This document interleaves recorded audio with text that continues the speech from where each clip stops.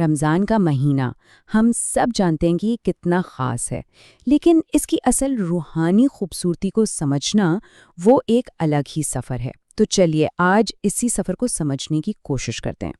تو سب سے پہلا سوال یہی ہے کہ آخر رمضان کی اصل روح ہے کیا؟ کیا یہ صرف صبح سے شام تک بھوکا پیاسا رہنے کا نام ہے؟ نہیں، بالکل نہیں۔ اس کی حقیقت اس سے کئی زیادہ گہری ہے۔ یہ اصل میں ایک سفر ہے۔ کھانے پینے سے پرہیز تو بس اس کا ایک حصہ ہے۔ اصل سفر تو ہے خود کو بہتر بنانے کا، اپنے اندر جھانکنے کا اور اللہ کے قریب ہونے کا۔ چلیے اس سفر کی شروعات کرتے ہیں اور سب سے پہلے دیکھتے ہیں کہ اس مہینے میں ایسی کیا خاص بات ہے، وہ کیا رحمتیں ہیں جو اسے باقی سب مہینوں سے بالکل الگ بنا دیتی ہیں۔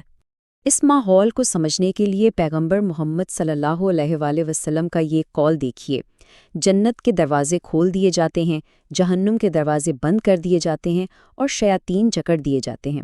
ذرا سوچئے، اس کا مطلب ہے کہ نیکی کا راستہ ہمارے لیے آسان کر دیا جاتا ہے۔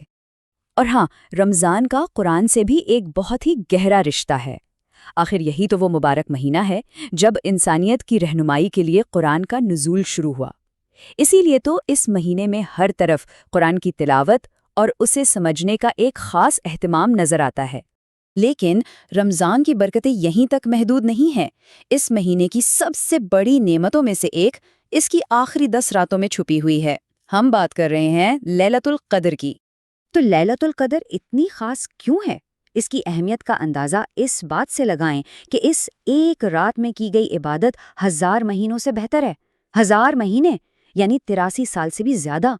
یہ اللہ کی طرف سے ایک ایسا عظیم انعام ہے جس کا ہم تصور بھی نہیں کر سکتے۔ تو یہ تو ہوئی اللہ کی خاص رحمتیں۔ اب آتے ہیں اپنے ذاتی سفر پر۔ رمضان صرف باہر کی عبادتوں کا نام نہیں ہے، یہ ایک اندر کا سفر بھی ہے۔ چلیے دیکھتے ہیں کہ یہ ہمارے اندر کیا تبدیلی لاتا ہے۔ روزہ یعنی فاسٹنگ صرف بھوکا رہنا نہیں ہے، یہ ایک تربیت ہے، ایک ڈسپلن ہے۔ اس سے ہم اپنے دل کو صاف کرتے ہیں۔ کیسے؟ سب سے پہلے غصے پر قابو پانا سیکھتے ہیں، پھر بری باتوں سے، غیبت سے، جھوٹ سے، ان سب سے پرہیز کرتے ہیں اور اپنی پوری توجہ اچھے اخلاق پر رکھتے ہیں۔ تو یہ ایک مکمل اسپرچول ٹریننگ ہے۔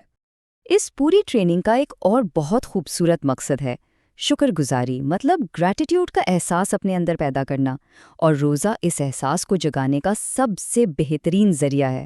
جب سارا دن بھوک اور پیاس محسوس ہوتی ہے نا، تو افطار کے وقت پانی کا ایک گھونٹ یا کھجور کا ایک دانہ، اس کی جو قیمت محسوس ہوتی ہے وہ عام دنوں میں کہاں ہوتی ہے۔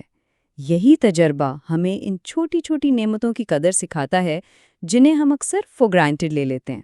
تو رمضان کا سفر ایک انفرادی سفر ہے، لیکن یہ صرف وہیں تک محدود نہیں، یہ ایک اجتماعی، ایک کلیکٹیو ایکسپیرینس بھی ہے، اور یہ چیز رمضان کو اور بھی زیادہ خوبصورت بنا دیتی ہے۔ آئیے دیکھتے ہیں کہ یہ پوری دنیا میں لوگوں کو کیسے ایک دوسرے سے جوڑتا ہے۔ ذرا تصور کیجئے، پوری دنیا میں انڈونیشیا سے امریکہ تک، افریقہ سے یورپ تک، لاکھوں کروڑوں مسلمان ایک ہی وقت میں روزہ رکھتے ہیں، ایک ساتھ افطار کرتے ہیں، ایک ساتھ عبادت کرتے ہیں۔ یہ جو گلوبل یونٹی کا احساس ہے نا، یہ واقعی بے مثال ہے۔ اور اسی اتحاد سے پیدا ہوتے ہیں محبت اور بھائی چارے کے جذبات۔ آپ دیکھیں، مسجدیں نمازیوں سے بھر جاتی ہیں، گھروں میں افطار پر خاندان اکٹھے ہوتے ہیں، اور سب سے بڑھ کر غریبوں اور ضرورت مندوں کے ساتھ کھانا شیئر کیا جاتا ہے۔ یہ سب چیزیں مل کر کمیونٹی کو بہت مضبوط بناتی ہیں۔ تو اب تک ہم نے جو بھی بات کی، اس کا خلاصہ کیا ہے؟ اگر ہمیں رمضان کی اصل روح کو چند الفاظ میں سمیٹنا ہو تو وہ کیا ہوں گے؟ تو رمضان کا جو جوہر ہے، رحمت، مغفرت، عبادت، مہربانی اور اتحاد، یعنی مرسی، forgiveness، worship، kindness اور unity۔